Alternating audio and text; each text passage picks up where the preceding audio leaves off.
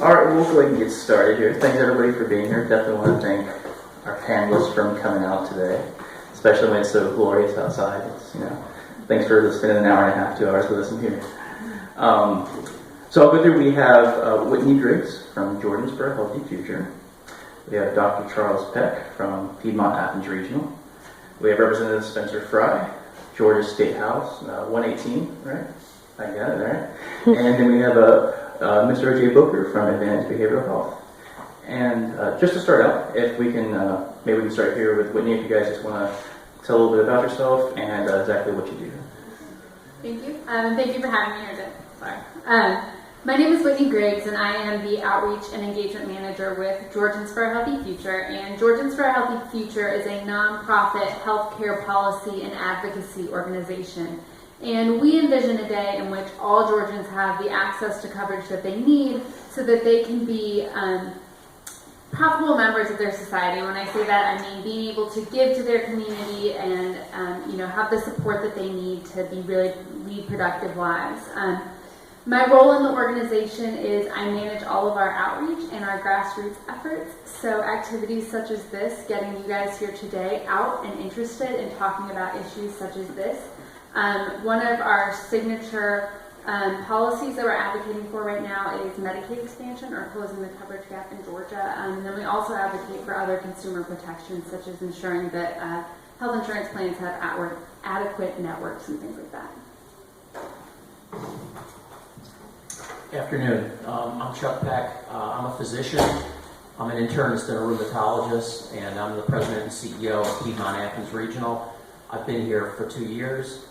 Prior to that, I was a practicing physician for about 20 years, and I was a healthcare consultant with a large national firm for about 20 years. Glad to be here.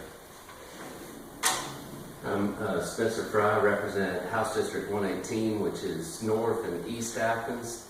I'll be coming up on my third term in January. I am a Medicaid expansion advocate. I think we've got a little bit, a plan or two in the works for this next 2 years before the governor leaves office, and we'll hopefully tell you a little more about that later on.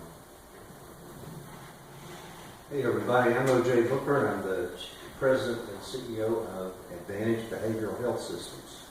Located here in Athens, we're headquartered here. We cover 10 counties and with about 19 facilities, 385 employees, annual gross income about $25 million a year, and about 11,000 clients, covering three main product lines. That's mental health, addictive disease, and developmental disabilities. I've been here 6 years, as started as COO, and the board let me take the role of Chief Executive Officer a few years ago.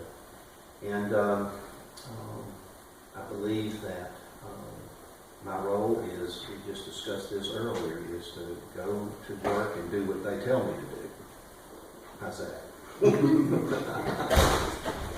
All right. Well, I appreciate it. So first we have a few questions that were submitted earlier that we'll kind of general ask, and also a few specifically aimed at individual panelists. But then at the end of it, we'll definitely open it up for anybody who has questions themselves that they can ask too. So we'll start with good news, and we'll ask the question of what new developments locally or at the state level or even federally are you excited about that are coming up? What changes do you see when it comes to healthcare access and healthcare policy? Now, anybody who would like to start on that one? Representative Frye kind of got to this when he was doing his introduction, but Georgia looks primed this year to be considering some type of option for closing the coverage gap. The Georgia Chamber of Commerce has presented some options, and there is currently a study committee to look at a premium assistance program, which is another type of coverage expansion option here in Georgia, and so I'm really excited about that on the local level. It gets a little bit kind of in the weeds, and I'm happy to go into that in more detail too as we go on today. Well, I don't want to steal your thunder about the merger. It's pretty good. I mean, I was there the other day. It seems like everybody's happy about that, but you can speak to that. But Definitely, I've been in a couple of meetings. We've been working on this since last year. Actually trying to get something pre-approved from Washington, D.C. that we could present to the folks that are in charge of the state right now to try to give them options of expansion. Specifically, it's called 1113 waiver. It made its way through the Chamber of Commerce and was just actually put out, I don't know, 3 weeks ago, maybe last month sometime, as Georgia Way. That's their plan. Medicaid expansion to Republicans right now, for the most part, is a real toxic language that they're trying to get away from. So they're calling it Georgia Way. There's 3 options. You can say option number 1, which is something the state has asked the feds to do, and they said no. Option number 2 is the 1113 waiver, which is an Arkansas-style Medicaid expansion. It's the strictest, most conservative expansion plan there is, but it's an expansion. So, you gotta get it where you can take it right now. And then option number 3 also has not been approved. So number 2 is what we were working on. Number 2 is the only pre-approved plan from DC. What we're going to see in the legislature is there's 2 ways to go about it. We passed legislation that said the governor couldn't authorize the expansion. It happened a couple of years ago. So it's down to the House and the Senate. So we're going to need to get 91 members of the House, I don't know however many, 27 members of the Senate to actually vote for this legislation to enable the governor to expand Medicaid and accept that plan if that's what they choose to do. So, I mean, that's kind of the cut and dry of where we're at right now. You'll hear it called the Georgia Way program, and it's just in the works. So we'll see what can happen in January. I've learned never to try to predict anything, but I imagine in the next 2 years we're going to see something. But I don't think it's going to be this legislative session. I believe it might be the 2018 January through March session.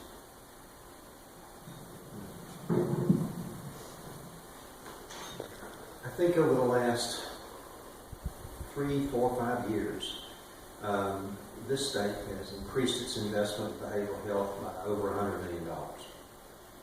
That's because we have a governor that believes in recovery, and we have a legislature who backs it on that. We've been happy to receive benefits from that locally. But statewide, many new programs have cropped up, especially in the areas of accountability courts, child and adolescent services, and accountability courts being, let me explain that. I don't know if you know what that means, but basically it's a carrot, stick, hold approach where the behavioral health client, whether it's addictive disease or mental health, comes to the court and is offered treatment in lieu of jail. Advantage is a clinical partner with 8 accountability courts now. And we've seen dozens and dozens of people change their lives around because of this one effort. And I'm very grateful to this legislature and this governor for making that happen. Child and adolescent services, we look, been able to benefit from one new program called Peck, which is our Early Psychosis Intervention Coalition. Basically, that is targeting young folks who have early stage psychosis that can lead them to further troubles down the road. Another program, Apex, which is funded by the state, is an effort to put more clinicians into our schools. And so I think right now we have 40 clinicians in most of the schools in the surrounding counties. So a lot of investment there. Behavioral health crisis centers. The state has allowed us to build what we call behavioral health crisis centers around the state. And I'm happy to say the state Department of Behavioral Health has decided to give us one this year. Basically, that will take us from our 14-bed crisis unit with no 23-hour observation to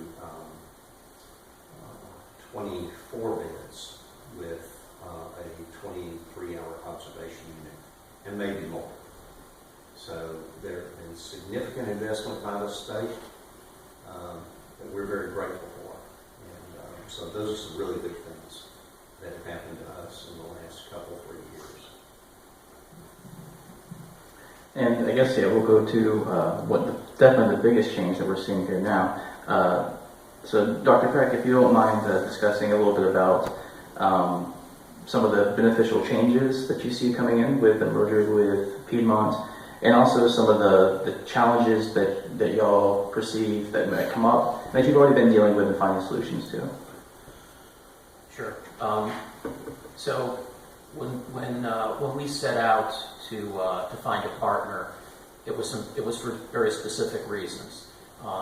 If you look at the overall healthcare landscape, if you recall, a couple of years ago, some of the largest health insurers in the country started announcing that they were going to merge with one another. So we have, Aetna, who's trying to merge with Humana. We have WellPoint, which is one of the largest Blue Cross plans in the country, that's trying to merge with Anthem. That's a problem. It's unclear whether those mergers of the health insurance companies are going to happen or not.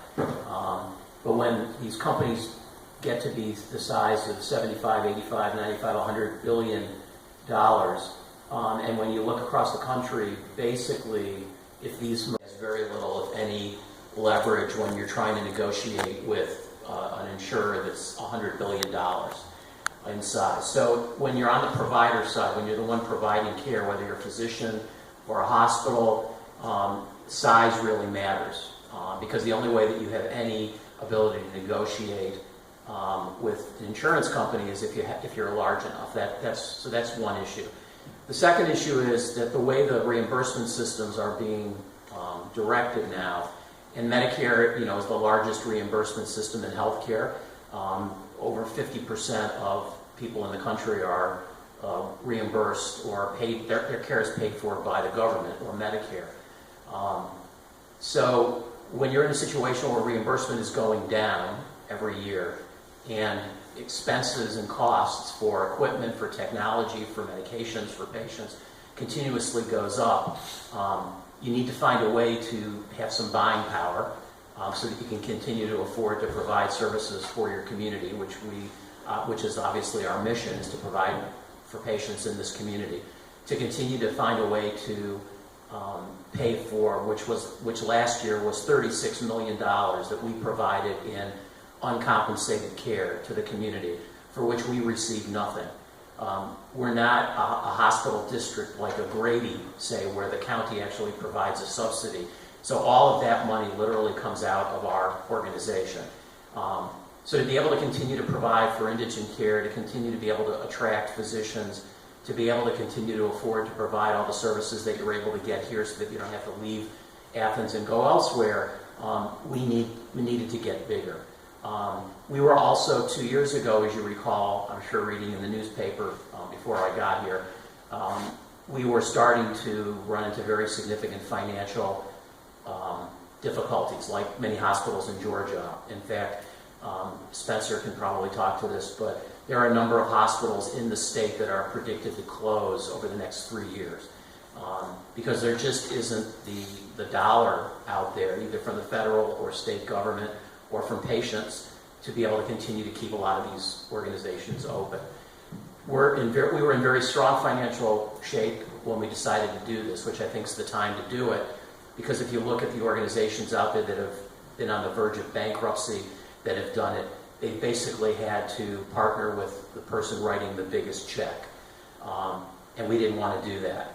And I'll just finally tell you that before we started this, we sort of laid out with our board a list of 8 criteria that we would insist upon before we selected any potential partner. We had 22 organizations from across the country, in Georgia, in Atlanta, that wanted to be our partner. And the way that we decided on Piedmont was that they best fit those 8 criteria that we had laid out. Those criteria include continuing to provide indigent care, continuing to develop programs to teach doctors how to be doctors, to be able to be financially stable so that we can continue in this community for as long as you all will have us, and a number of other things. Obviously, the dollars that are being infused into the community are also a big deal. So all of the bond debt that was held by the local government and the taxpayers is being completely removed. So there will not be any more debt associated with our organization in the community. So God forbid if we ever did have a major financial problem, obviously the only way that would have been taken care of would have been increased taxation on the community members. So that's gone for the community, which is really important, I think. And then the dollars that are being infused into the organization, $325 million over the next 7 years, will allow us to continue to do the things that we need to do. Believe it or not, there are some beds in our hospital that are in a building that was built in 1919. You probably wouldn't be too excited if you ended up being in one of those beds. And so there's a lot of things that we need to do that we wouldn't have been able to do had we not found a partner. Fantastic. So on the other side of the coin, I'll ask, and we can hopefully follow up on a few things that you guys just touched upon.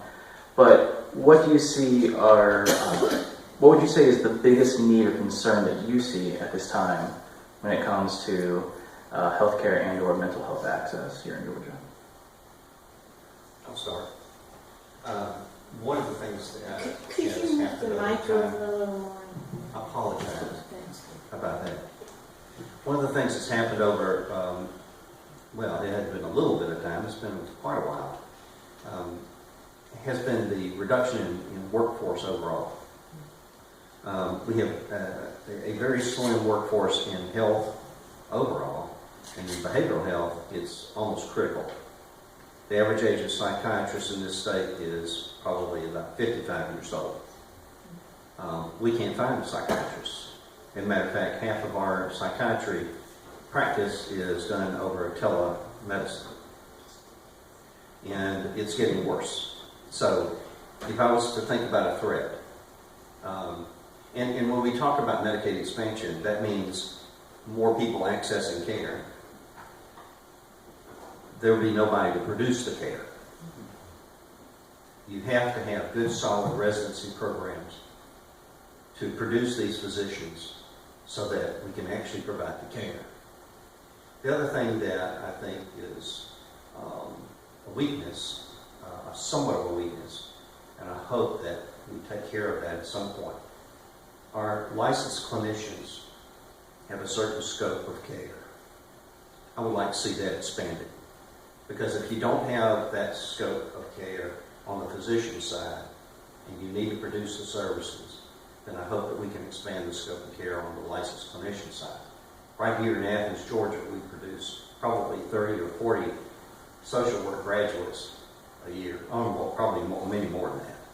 But we have in our organization right now, I know 25 interns starting right now. And so we have plenty of folks who want to be in the social work arena for a career. But the psychiatrist issue is very, very critical. Another one, when I think about our biggest need, is investment in child-adolescent behavioral health. Because what's happened over many years is because of the lack of investment in child-adolescent behavioral health, children grow up to be adults. And so now we have the largest prison system in the world. And all of those folks that didn't get that care way back here are now receiving care institutionalized in prisons. Now we're trying to do something on the other end, on this end of the prison end. I was just at the Behavioral Health Symposium for this year, and we were talking about it's almost like a mini college, to then come out the other end as a forensic peer mentor, so that you could put these people with lived experience in the jails, and people coming out of jail so they could go into the day reporting centers and then actually pair up with people who have been there, who have solved their problem. So this is a good investment on this end. Child and adolescent, we need to put more focus on that. Also, on the accountability courts, I can't say enough about that. this is probably one of the best dollars that Georgia's ever spent. Because when you see somebody come out and the recidivism rate on these individuals is in the 30s and 40s, and then you put them in the accountability court system and the recidivism drops down to 5 and 10%. What you've done is you have converted individuals who were taken from the system and now they're producing into the system. So it is far worth the money. So I could go on and on about it. This is a terrific investment by the state of Georgia. That's We kind of touched on this when we were speaking, but we have the rural hospitals in Georgia are struggling.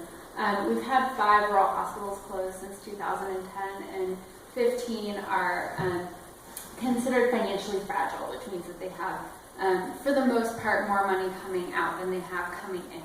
And those are not just lifelines to communities in the sense that they provide health care, because we all understand that that's what a hospital does, but they also provide jobs.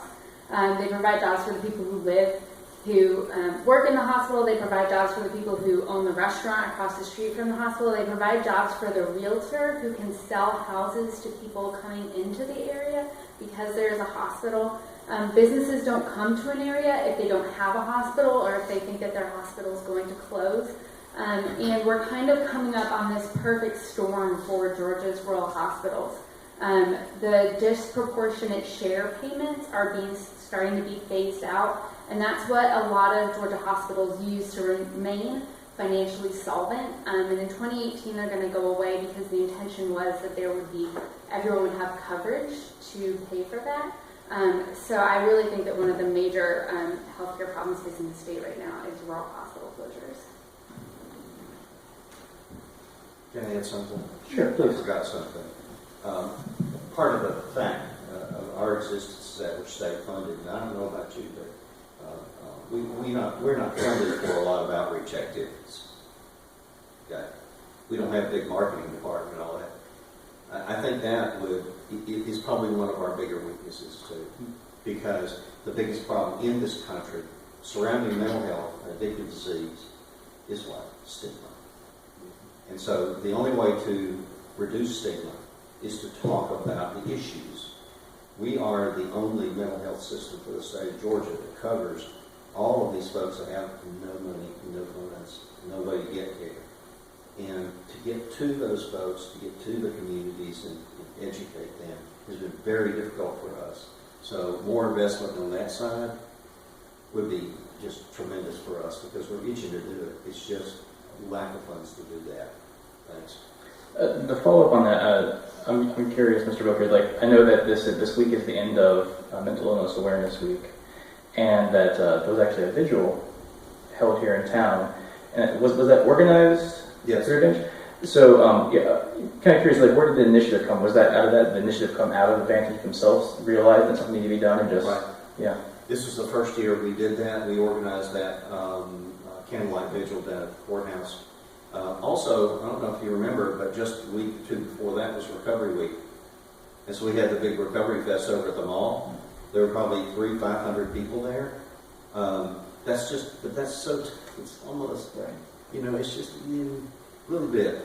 And, but we're trying our best to, get the word out. But it takes more. Mental Health 101 is a world-class educational program, and we would love to be able to deliver those classes all over our 10-county region. It helps people to understand how to recognize mental illness and how to then deal with that in an effective way and get them referred to the places they need to go to. Fantastic. To follow up a little bit, Dr. Peck, with some of the comments you're talking about, I know recently it was just announced also that Bear Regional is also going to be merging with, I believe it was Northeast Georgia.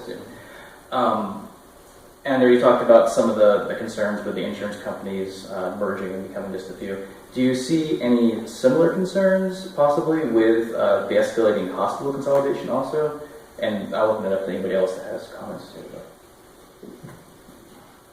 Yeah, so how big is big enough? I don't know what the answer to that is, to be honest with you. I'll also be honest and say I don't really understand what the strategic plan is, or why Northeast Georgia would be purchasing Vero Community. It's unclear to me whether they're actually going to keep it as an acute care hospital, and they themselves have said they're not sure if they're going to do that or not. I don't think that, I think consolidation for consolidation's sake is probably a bad thing. I think it's good, for instance, that in Athens we have 2 hospital systems.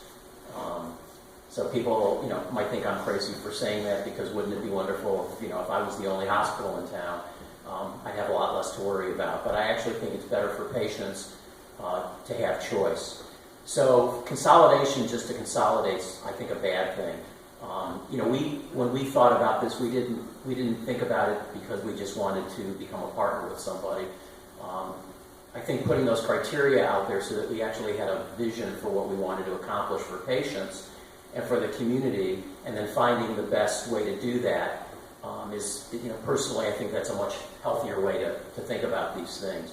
So I'm not really sure I understand some of the combinations or consolidations that are going on. I was talking to somebody from Atlanta, and when you look at Atlanta, it's interesting because you think that market is already consolidated, right? So you have WellStar, which is huge, that just bought 5 additional hospitals from Tenet, which is a for-profit company. You have the Emory Healthcare System, which has Emory, St. Joe's, the hospital north of town, and east side. You've got Piedmont, which has no other hospitals in Atlanta proper, but a ring of 4 or 5 additional hospitals. And people are thinking that there's actually going to be further consolidation. So, north side potentially, combining with Emory, or north side combining with WellStar, or WellStar combining with Piedmont. Or I think one of the things that attracted us to Piedmont was that the strategy for us is to not get bigger just to get bigger so that we can compete against insurers. It's to get bigger so that we can continue to provide services to people who don't have services.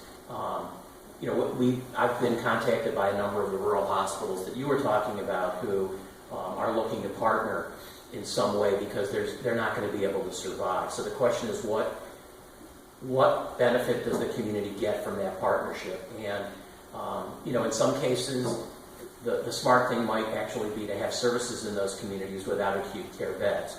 In others, it might be having acute care beds continue, and somebody's going to need to help fund the cost of those beds. So I think you have to have a strategy, and the strategy really needs to be around a couple of things.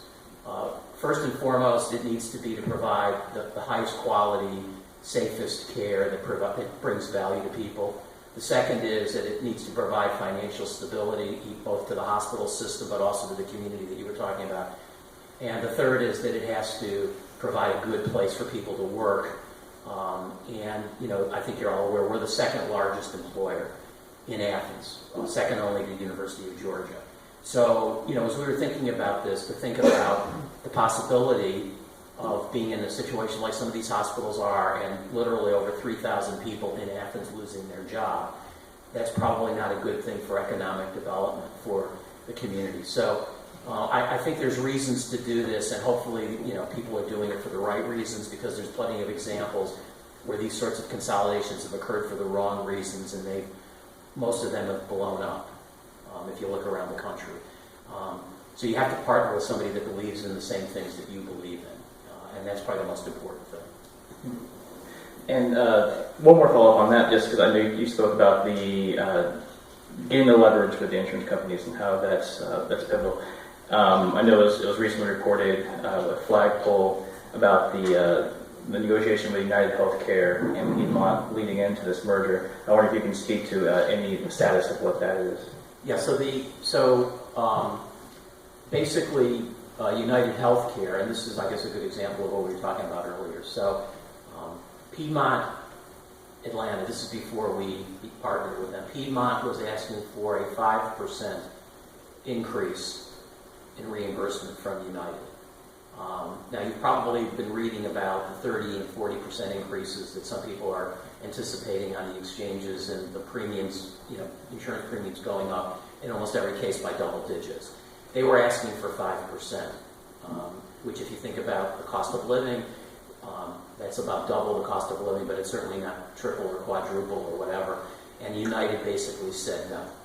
And Piedmont said, well, we can't continue to provide the care with the expenses to us that are going up like crazy, as you've also just read recently about the EpiPens that cost about $60 that the company raised to $600.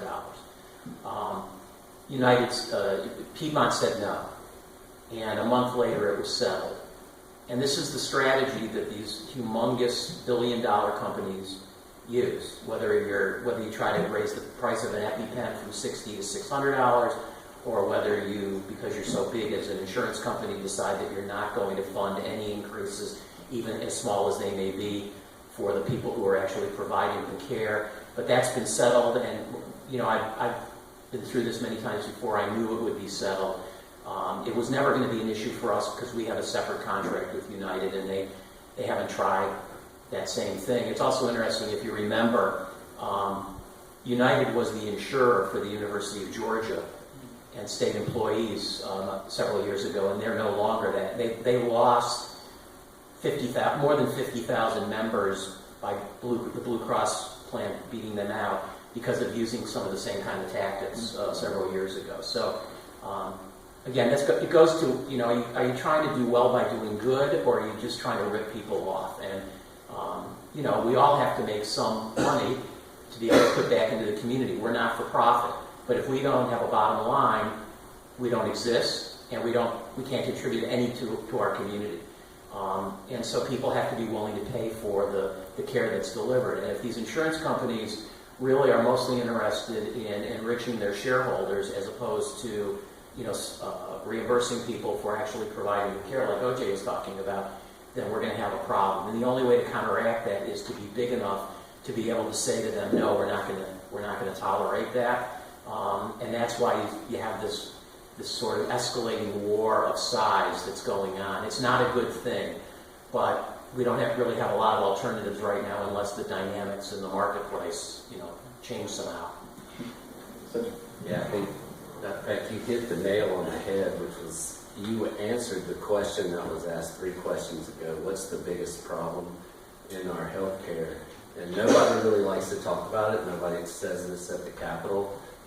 I've just started saying it this past couple of years. We have an insurance problem. We don't have a healthcare problem in this country, especially in this city with the great care that we all take for granted. I kind of take it for granted. I live a couple blocks away. If I get in trouble, I can truck it on down Athens, Piedmont. But I mean, we've got great health care in Athens and the surrounding area, but we have an insurance problem. I was in an office the other day, and when 30% of their employees in the workday actually file insurance paperwork, they're doing the job of the insurance company.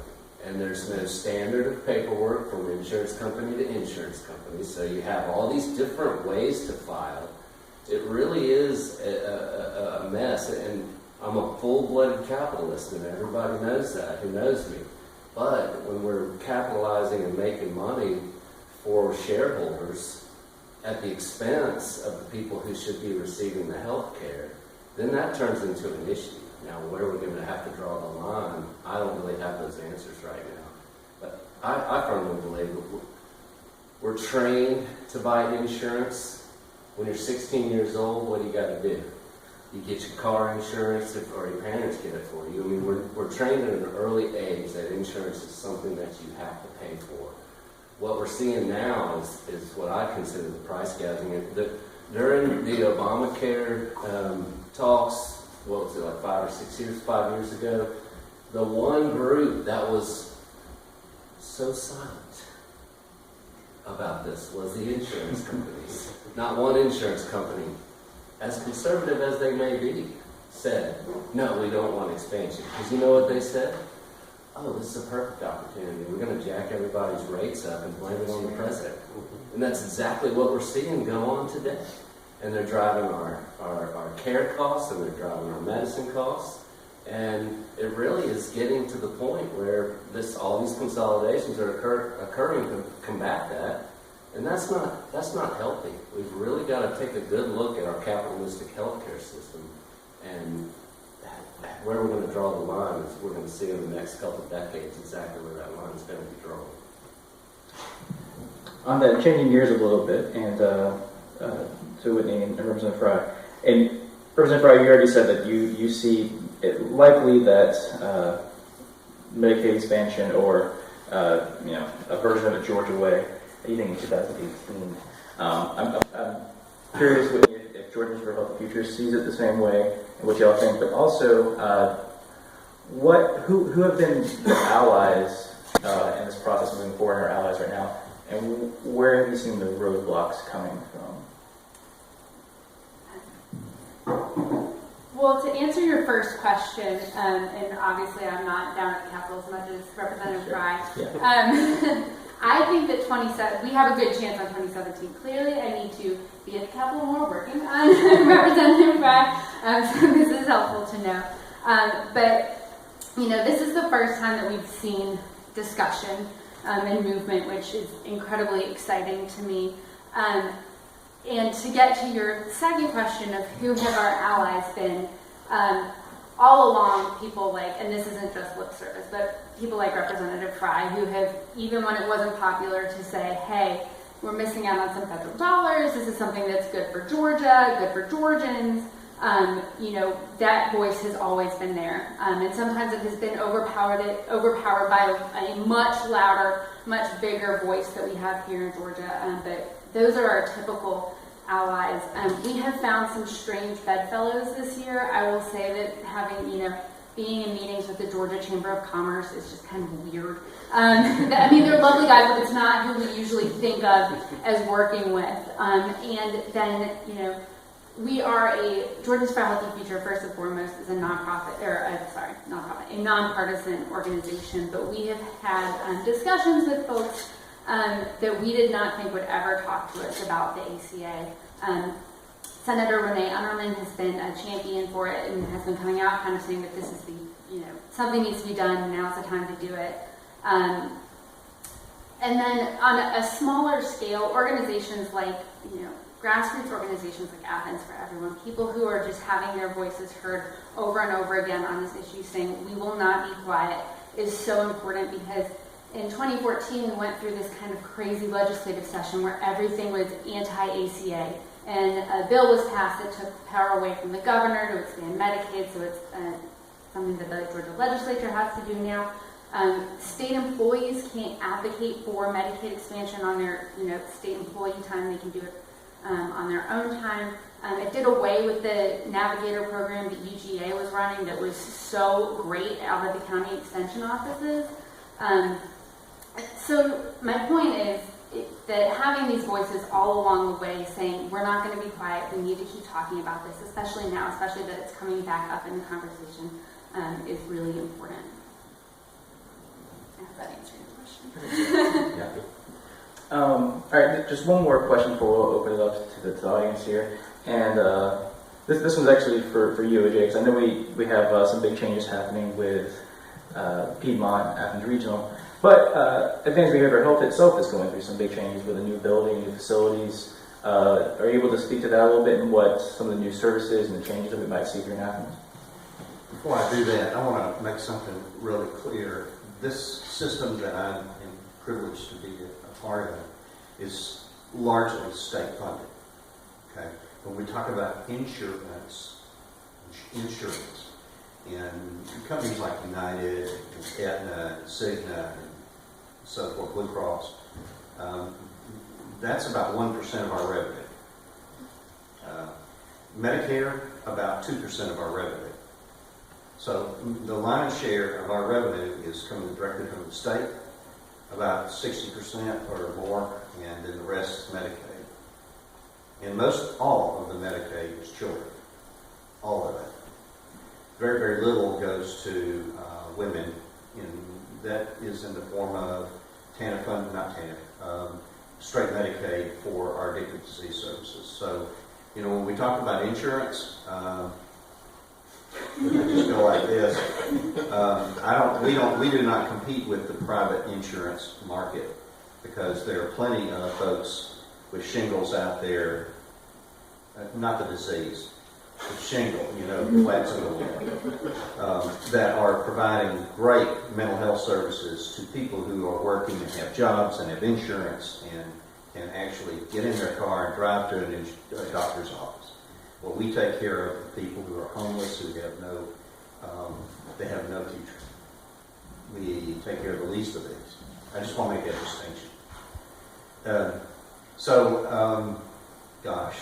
Over the last, I guess, 3-4 years, the percentage of revenues that drove our organization in terms of grants has risen from about 5% to 17%. We've been very aggressive at doing that. Having said all that, we have crisis stabilization units.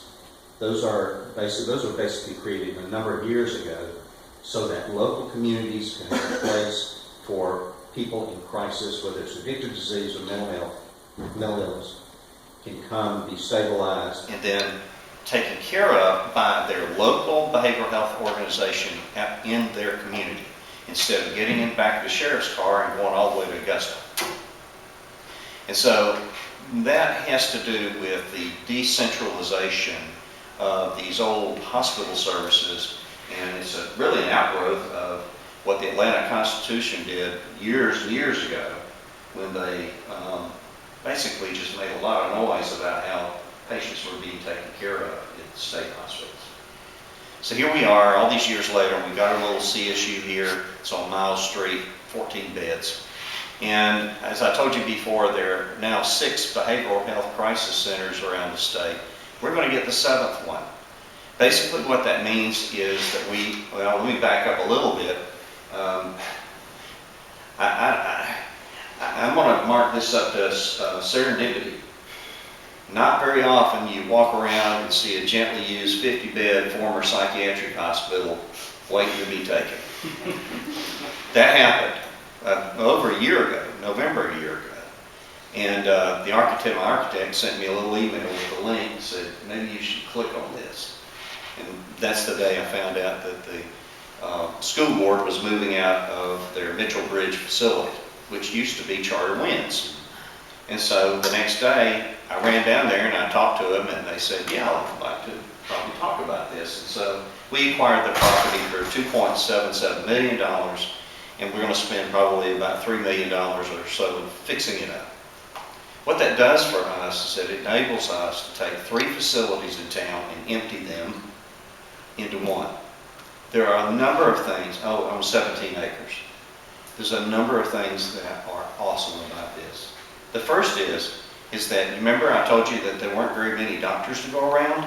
Well, how about splitting up all your doctors in 3 buildings? Now you can have them all in one. So that's economy of scale. All of these clinicians as well are spread throughout the community in 3 buildings. We'll have 1 building, economy of scale.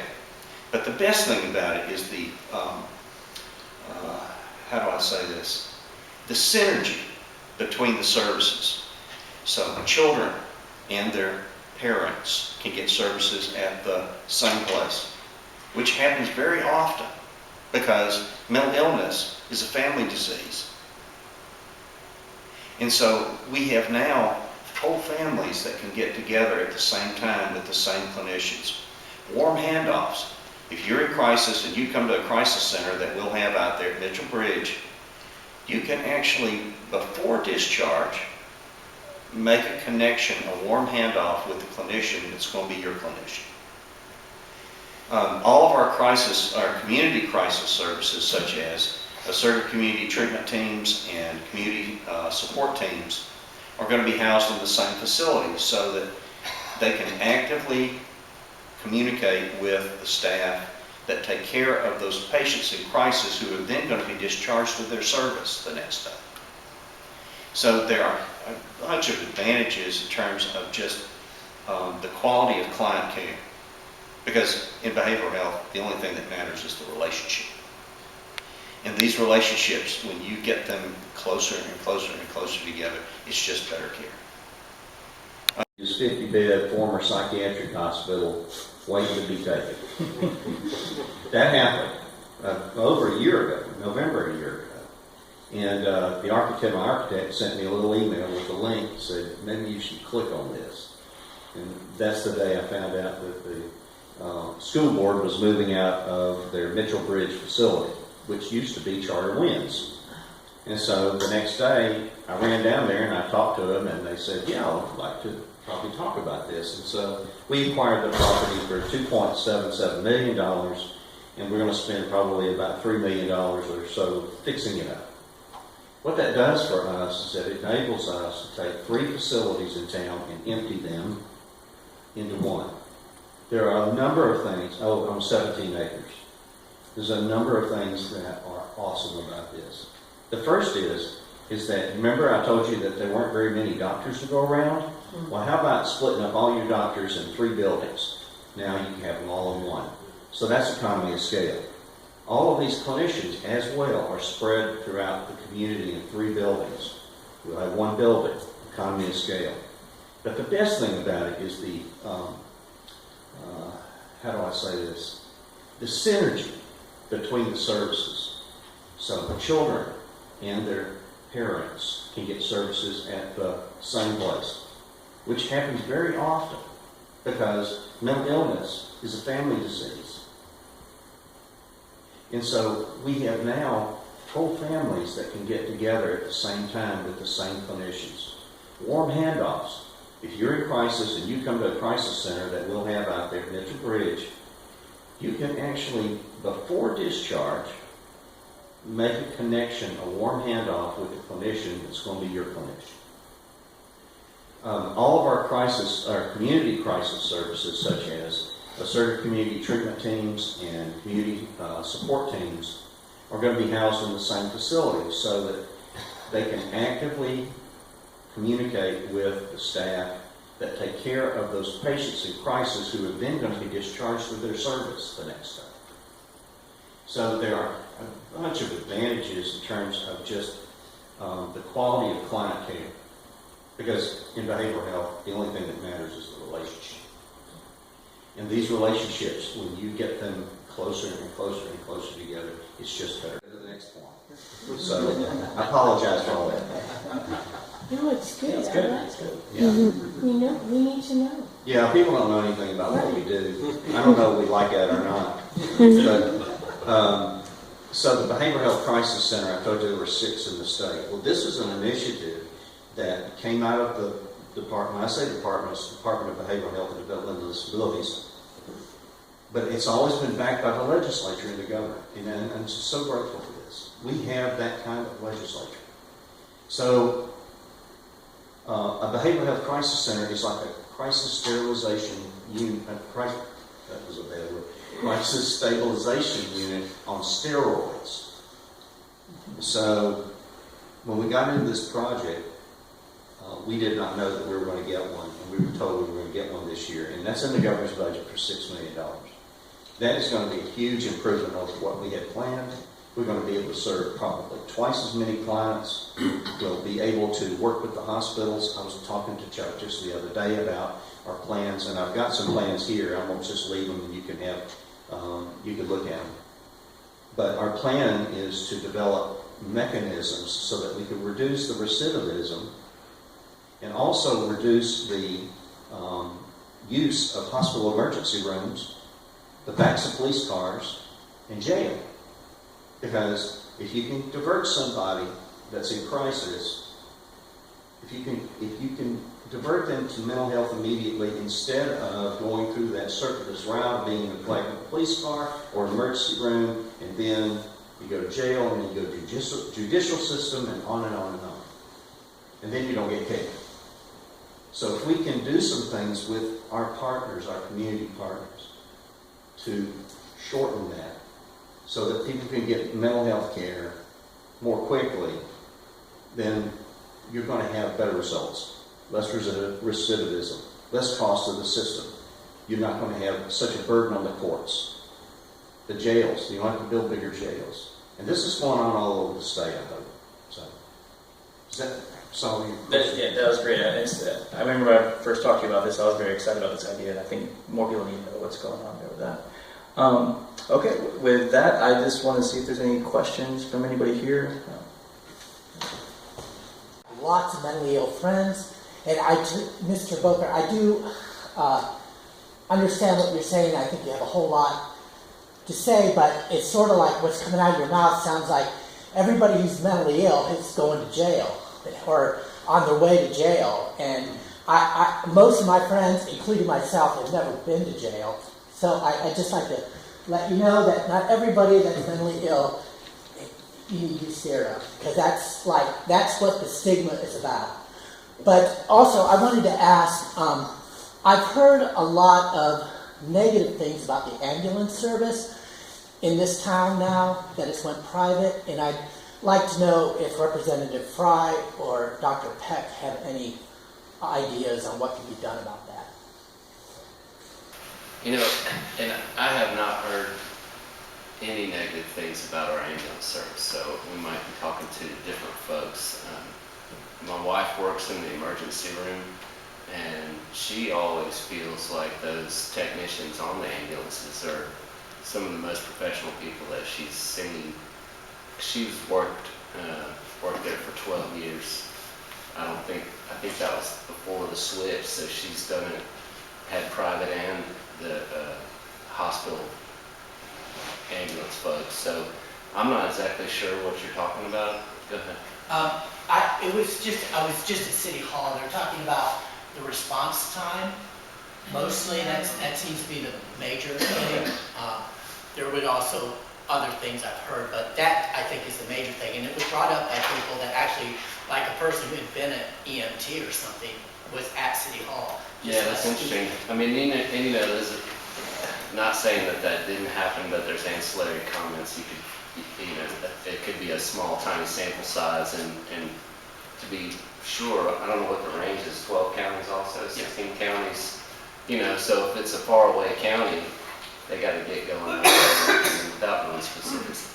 Personally, I'll be an advocate for them all, because I couldn't do what they do. Those jokers are seeing blood and going into pretty hostile environments sometimes to take the patients in.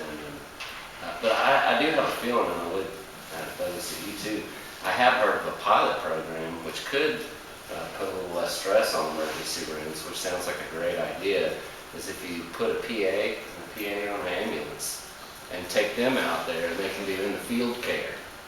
And what that does is it stops the trip, so it shortens the time to get to the services in half. And then it also stops a patient from having to get brought into the emergency room. So it's almost like I guess field care is what my unprofessional mind calls it. So I mean, I think that might be a pretty good idea. Is that starting now?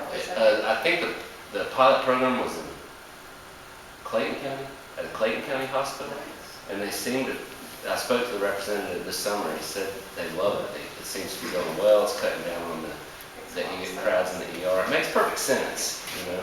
They've been doing this for a couple of years in Austin, Texas, actually. And we're looking at doing it just to make sure that you have the facts too. So neither one of the hospitals here, the ambulances here are not subsidiaries of either hospital here. There's a contract with the county for the ambulance service that services both St. Mary's and us. But and this is the thing about healthcare, is that it's very it's sort of like a row of dominoes. If you take one domino out of the row and you hit the first domino, whereas if that one was in the row, that you knock all the dominoes down. But if you take one out, you don't. So there's a lot of domino effect to this. So